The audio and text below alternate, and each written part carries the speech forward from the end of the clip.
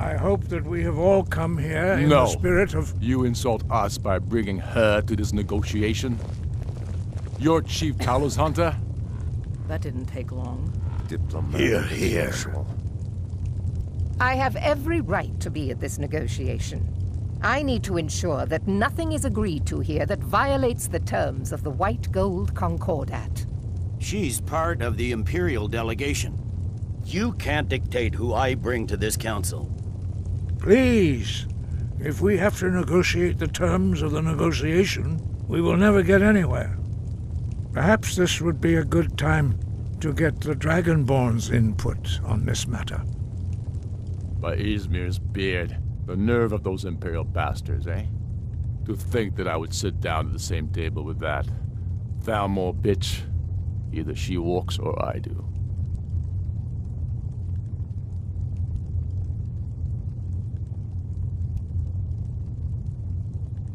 Maybe so, but bringing her here is a deliberate provocation. Tullius needs to know I won't be pushed around.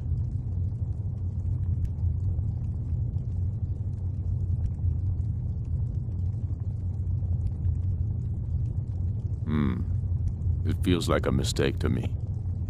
But I'll bow to your judgment on this.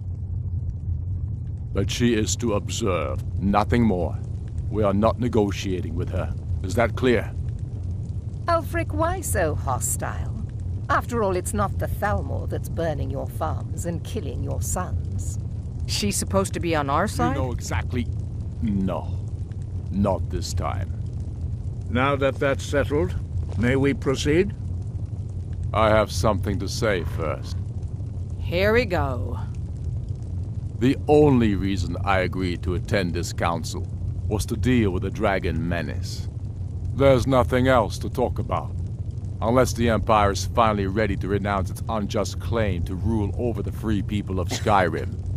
I knew he wouldn't be able to resist. We're here to arrange a temporary truce to allow the Dragonborn here to deal with the dragons, nothing more. I consider even talking to the Empire a generous gesture. Are you done? Did you just come here to make speeches, or can we get down to business? Yes, let's get this over with. Are we ready to proceed? Jarl Ulfric, General Tullius, this council is unprecedented. We are gathered here at the Dragonborn's request. I ask that you all respect the spirit of High Hrothgar, and do your best to begin the process of achieving a lasting peace in Skyrim. Who would like to open the negotiations? Yes, let's get down to it. We want control of Markarth. That's our price for agreeing to a truce. So that's why you're here, Ulfric? You dare to insult the Greybeards by using this council to advance your own position? Jarl Elisif. General, this is outrageous. You can't be taking this demand seriously. I thought we were here to discuss a truce. Elisif, I said I'd handle it. Ulfric, you can't seriously expect us to give up Markarth at the negotiating table. You hope to gain in council what you've been unable to take in battle, is that it? I'm sure Jarl Ulfric does not expect something for nothing.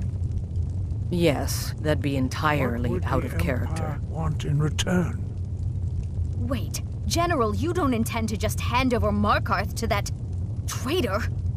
This is how the Empire repays us for our loyalty? Enough! First, let's be clear.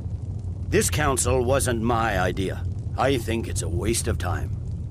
You are a traitor to the Empire, and deserve a traitor's death.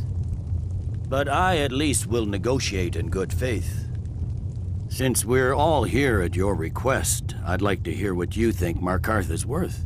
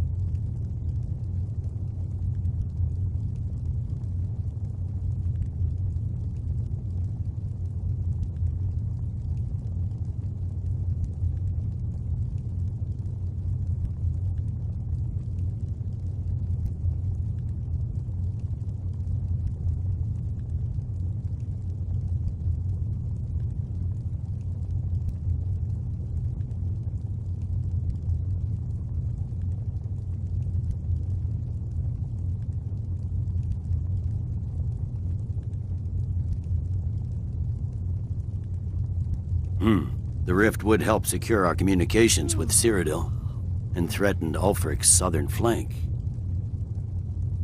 You heard the man, Ulfric. We've made you a fair offer.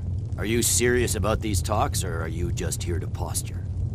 I expected better from you, Dragonborn.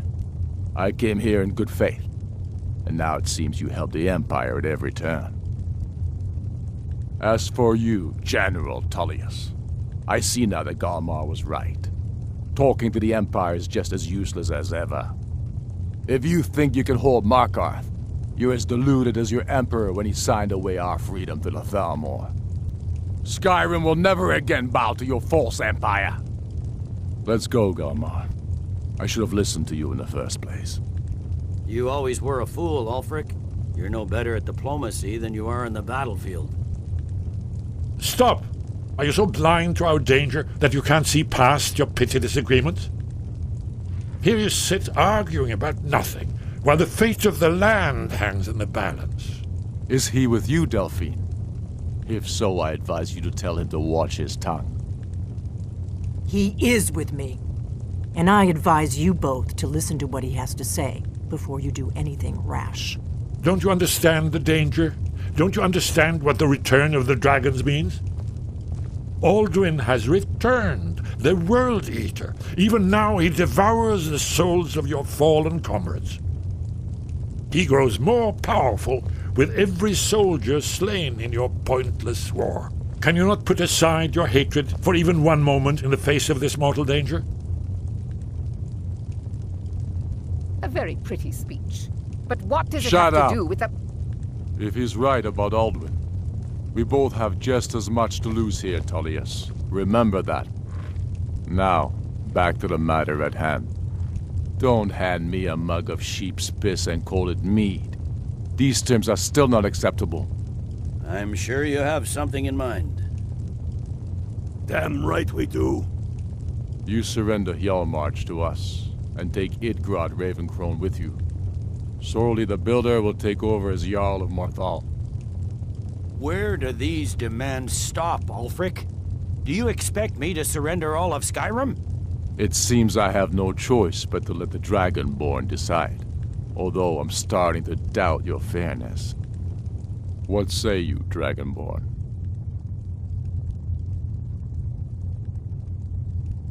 Spoken like a true son of Skyrim. I suppose that's the fairest deal we're likely to get.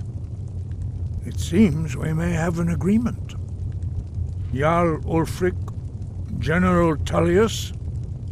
These are the terms currently on the table. Markarth will be handed over to Ulfric's forces, Jarl Igmund will step down, and Thongvor Silverblood will become the Jarl of Markarth. The Stormcloaks will withdraw from the rift, allowing Imperial troops unhindered access. Jarl Leila Lawgiver will step down, and Maven Blackbriar will become the Jarl of Riften. Jarl March will be turned over to Ulfric, with Sorli the Builder assuming the Jarlship. You both agree to this? The Sons of Skyrim will live up to their agreements, as long as the Imperials hold to theirs. What about you, Elisif? Are these terms to your liking? Speak up! I'm sure General Tullius is waiting to do your bidding. I have nothing to say to that murderer. General, you've proven yourself a good friend to Skyrim. I continue to trust that you will do your utmost to safeguard our interests. Thank you, Jarl Elisif. I appreciate your loyalty. The Empire can live with these terms, yes, for a temporary truce, until the dragon menace is dealt with. After that, Ulfric, there will be a reckoning. Count on it. Come on, Galmar. We have a lot of work to do. Giving up Markarth is a heavy price for this truce, Dragonborn. I hope it was worth it. Jarl Balgruf, I assume you are familiar with the Dragonborn's plan? Yes, I'm ready to do my part. Just say the word, and my men will help you spring this trap. But the difficulty remains how to lure a dragon to Dragon's Reach at all. Well, that's an excellent question. You haven't overlooked that little detail, have you? Ah, I believe I can be of help here. I anticipated the problem. While you were arranging this meeting, I was busy in the library of Skyhaven Temple, an unguessed trove of lost lore.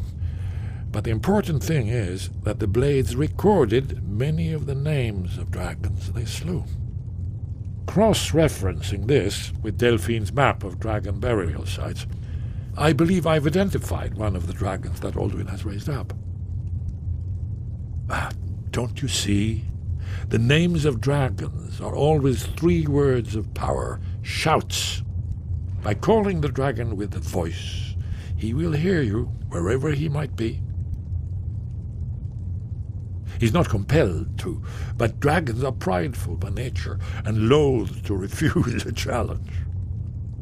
Your voice in particular is likely to intrigue this dragon after your victory over Alduin. I think it's very likely that he will be unable to resist investigating your call. Ah, indeed. I'm no master of the voice, like these worthy gentlemen, but it is written here, in this scroll.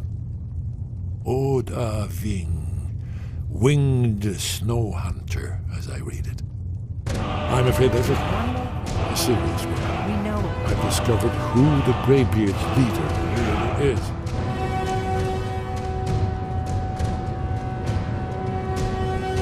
That's fine. We needed his help. Now we don't. And it's long past time for him to pay for his crimes. And he's not just any dragon. He was the right hand of Alduin. He committed atrocities so infamous they are still remembered thousands of years later. He needs to die. He deserves to die. And it falls to you to kill him. Until he's dead. Well, I'm sorry, but we would dishonor our oaths as Blades if we continued to help you.